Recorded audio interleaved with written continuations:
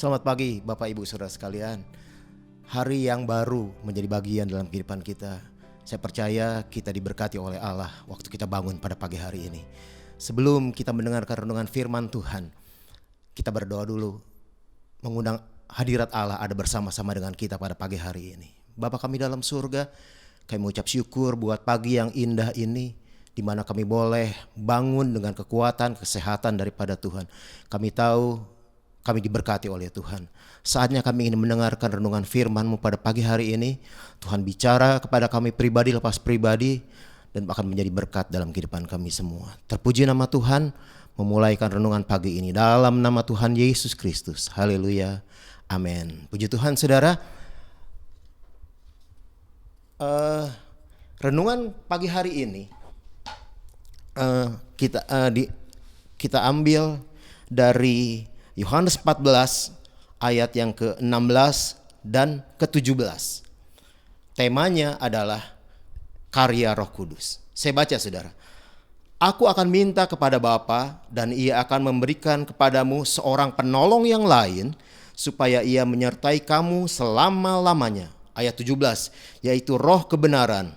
Dunia tidak dapat menerima dia sebab dunia tidak melihat dia dan tidak mengenal dia. Tetapi kamu mengenal dia sebab ia menyertai kamu dan akan diam di dalam kamu. Puji Tuhan saudara. Roh Kudus, kita sedang bicara tentang Roh Kudus saudara. Roh Kudus adalah pribadi. Di sini dikatakan seorang penolong yang lain saudara. Mungkin waktu Alkitab ini terjemahkan ada kesulitan tentang penterjemahan saudara. Sehingga dikatakan seorang penolong. Seorang. Roh Kudus itu bukan orang saudara. Jadi Roh Kudus itu bukan orang. Tapi dia adalah pribadi yang bahasa Yunaninya dikatakan allos parakletos. Itu seorang penolong yang lain. Pribadi yang lain yang sama seperti Yesus kuasanya dan lain sebagainya. Jadi itu aja pendahuluan saya tentang karya Roh Kudus. Bahwa dia mempunyai kuasa yang sama seperti Yesus dan tugasnya adalah menyertai umat-umatnya, menyertai anak-anaknya. Saudara, sering kali kalau kita membaca di kisah para rasul saudara, tentang bagaimana ketika orang dipenuhkan Roh Kudus dan kemudian diberi kuasa. Diberi kuasa dinamo gitu saudara, seperti dinamo yang kuasanya besar sekali. Seringkali kita merasa berarti Roh Kudus bekerjanya pada perkara-perkara besar aja gitu. Seringkali juga kita merasa bahwa saya belum pernah ngerasain hal-hal yang besar. Saudara, saya ingin mengatakan Roh Kudus bekerja bahkan untuk hal-hal sehari-hari kita saudara. Dan ini luar biasa saya katakan. Roh Kudus bekerja untuk hal-hal sehari-hari kita. Seringkali kita merasa dalam kondisi-kondisi tertentu kita merasa kesepian, kita merasa sendiri dan lain sebagainya. Di situ Roh Kudus menjadi penolong dalam kehidupan kita. Di situ Roh Kudus menjadi penghibur dalam kehidupan kita semua. Saudara, saya teringat ada satu ayat di Zakaria 2 ayat 8. Dikatakan, siapa yang menjamah kamu, itu seperti menjamah biji matanya Allah. Saudara, kita disertai oleh Roh Kudus kemana-mana. Jadi ketika kita mengalami di hari-hari kita kita mengalami sesuatu, yakinlah bahwa Roh Kudus ada di sana. Yakinlah bahwa Roh Kudus akan menolong kita. Ada satu kesaksian saudara, renungan pagi hari ini tidak terlalu panjang saudara, tapi saya ingin berikan kesaksian yang pernah saya alami saudara. Bagaimana Roh Kudus menyertai hari-hari saya. Bagaimana Roh Kudus menolong saya dalam masalah yang rasanya hal biasa-biasa, tapi jadi luar biasa ketika Roh Kudus yang bekerja dalam kehidupan saya secara pribadi. Saudara, beberapa tahun lalu, sudah cukup lama, saya pernah berbisnis di rumah saudara. Bisnis daging saudara, daging ayam saudara, filet gitu, nugget, filet dan lain sebagainya. Dan ada satu konsumen saya yang terbesar adanya di daerah Puncak saudara, di daerah Puncak. Satu restoran di mana saya suplai filet ayam di sana, saudara. Cukup banyak, setiap minggu ambil ratusan kilo ke saya, saudara. Dan saya hidup karena itu. Saya menjual dengan harga yang wajar-wajar aja. Wajar, saudara. Saya tahu bagaimana saya harus menetapkan harga sebagai anak Tuhan, saudara. Nah, suatu ketika saya dipanggil oleh restoran ini dan mengatakan bahwa mulai hari ini enggak lagi ambil filet dari saya. Filet itu dipakai buat sate, saudara. Filet itu dipakai buat sate. Jadi enak banget sekarang, nggak usah dipotong-potong, langsung tusuk aja dan kemudian jadi sate. Saya berpikir, wow, ratusan kilo ini. Konsumen saya ratusan kilo. Dan saya tanya, ambil dari mana? Waktu saya tahu, saudara, dia ambil dari perusahaan yang sama. Karena waktu itu kami ada beberapa agen di Bogor yang mengambil itu, saudara. Saya kaget juga. Mereknya sama saya gitu, saudara. Mereknya sama, tapi dia bisa kasih harga yang jauh lebih murah. Saya nggak tahu kenapa itu. Dan saya bilang, kalau itu jadi bagian buat restoran ini, ambil, saya bilang. Nggak ada sakit hati saya, ambil. Karena itu harga murah, saya nggak bisa kasih harga seperti itu. Dan kemudian saya pulang, saudara. Waktu saya pulang, saya bilang, Roh Kudus, bagaimana ini? Tapi hati saya penuh sukacita. Roh Kudus itu luar biasa, saudara. Dia berikan penghiburan kepada saya, dia berikan sukacita. Tapi saudara lihat, kira-kira seminggu kemudian, nggak tahu gimana, restoran itu kembali menelpon saya, katakan, saya mau ambil lagi ayam dari saudara, katanya. Saya kaget, kenapa? Karena saya tahu ayam itu waktu datang pada hari yang sama, hari Sabtu, dan kemudian semua cuma hari itu dibagi kemana-mana. Saudara, akhirnya saya ke sana untuk bawa lagi ayam yang dari saya, yang sama mereknya dengan supplier itu, saudara. Akhirnya mereka bilang, Pak, mulai hari ini saya akan ambil lagi ayam dari Bapak. Saya bilang, kenapa? Karena ayam yang dari perusahaan itu nggak bisa jadi sate, Pak. Dari mulai dia ambil, waktu dia tusuk hancur ayamnya. Saya bilang, nggak mungkin. Saya teringat akhirnya ada satu ayat di Mazmur 105 ayat ke-15. Jangan usik orang yang diurapi oleh Tuhan. Rupanya ada yang mau usik bisnis saya, saudara.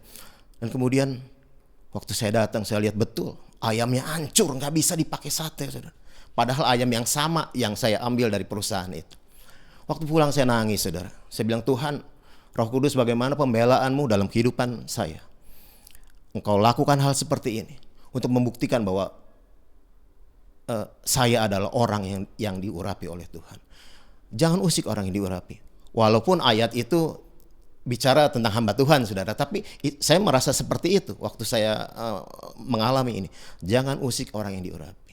Oleh sebab itu, saudara, pada hari ini saya ingin katakan kepada saudara yang mendengarkan, yang melihat renungan pagi ini.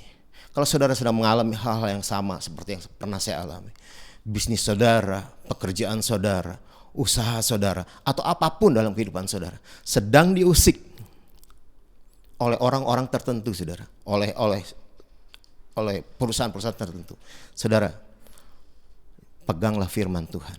Hari ini kita akan lihat bagaimana Tuhan membela kita. Saya rasa ini aja yang ingin saya sampaikan di renungan pagi hari ini. Tuhan Yesus memberkati. Kita berdoa, saudara. Bapa surga, terima kasih buat renungan pagi hari ini. Tuhan tolong supaya hari ini menjadi hari kemenangan dalam kehidupan kami. Tuhan berikan sukacita kepada kami, supaya kami juga melihat hal-hal ajaib menjadi bagian dalam kehidupan kami pada hari ini. Terpuji nama Tuhan, masuk ke hari yang baru ini dalam nama Tuhan Yesus. Haleluya. Amin.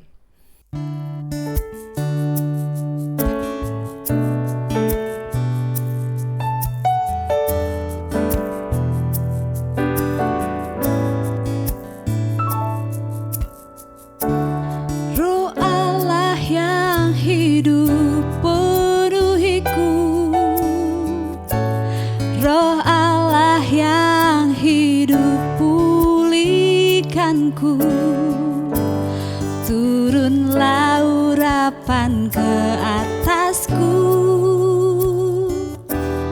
membangkitkan kuasa-Mu.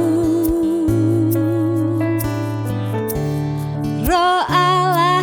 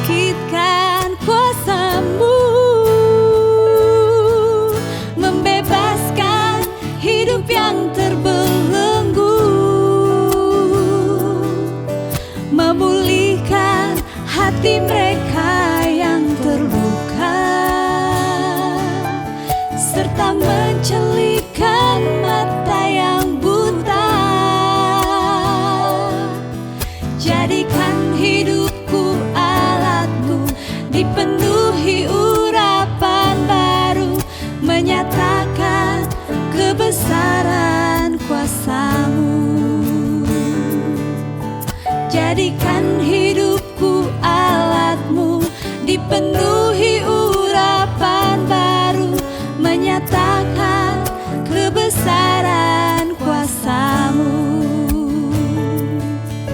Jadikan hidupku alat-Mu, dipenuhi urapan baru, menyatakan kebesaran kuasa-Mu.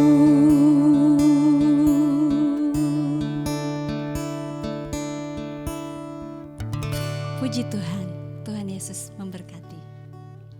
Di hadapan tahta